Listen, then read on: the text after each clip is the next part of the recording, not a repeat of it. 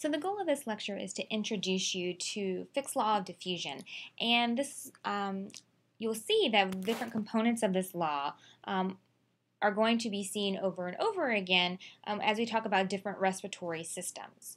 So we know that during cellular respiration that we need oxygen as an input because it's the last electron acceptor of the electron transport chain, and we know that during the different steps of cellular respiration, carbon dioxide is produced.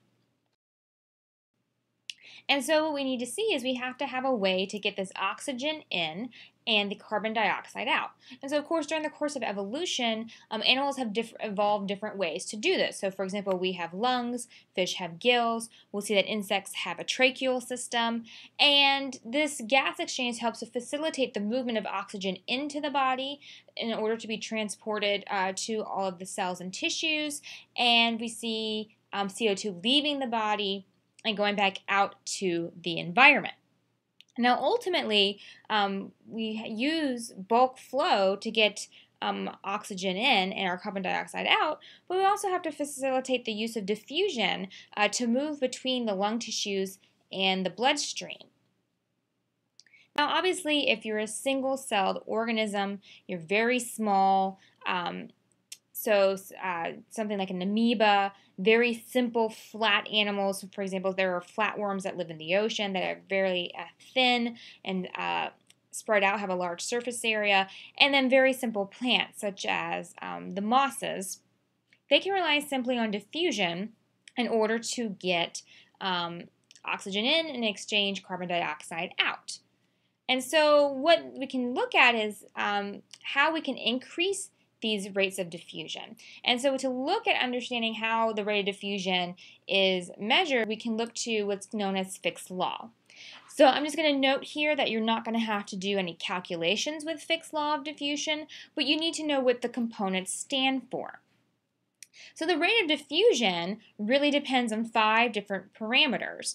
And so we're going to look at these 5 different parameters, and you can only see right now that there are 4 components right here, K, A, P2 minus P1, and D, but K has a couple of different components within it.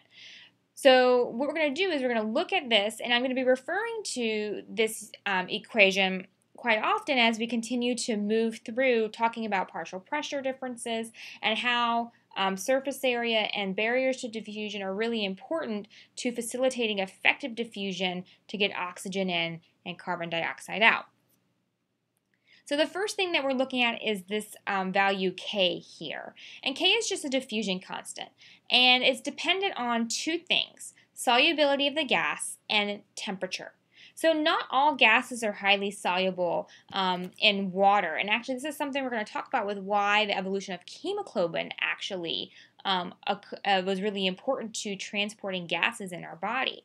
So solubility varies between different gases, and then temperature also has an effect on solubility. So solubility decreases as temperature increases. So some of you might know that colder water actually holds more oxygen than warmer water, and that's because the oxygen can diffuse out of the water much more quickly when it's warm.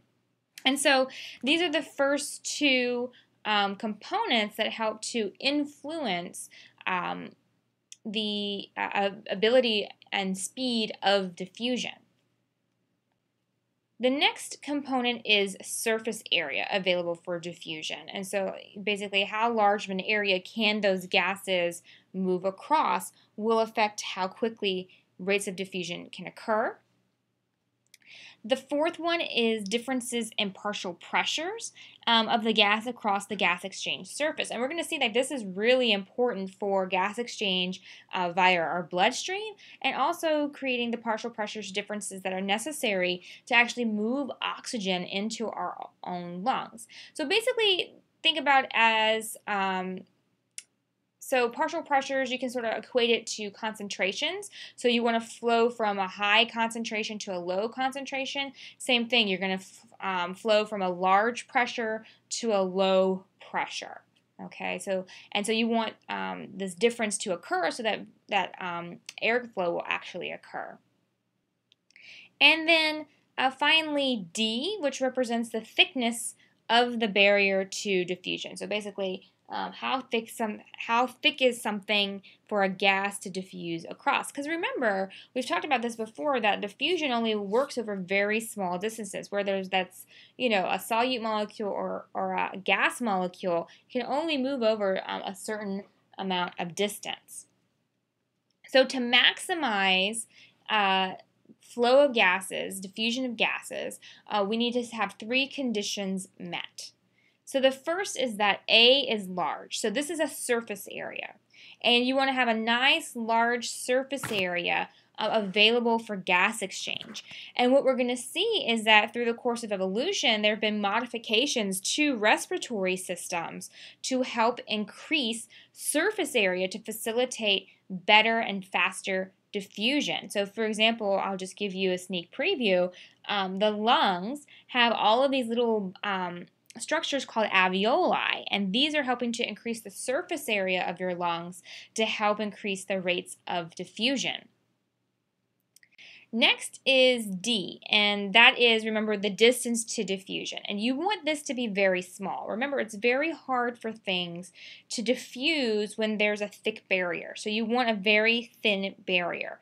And we'll see this in our own lungs, where we'll see that, our lungs are only one cell thick and a capillary that are only one cell thick. And so that helps the gases to diffuse between the blood vessels and to our lung tissue. So you really want that distance to diffusion to be very, very thin. And then finally, you want a large partial pressure difference. Remember that we like to flow from areas of high concentration to low concentration. Same thing with this.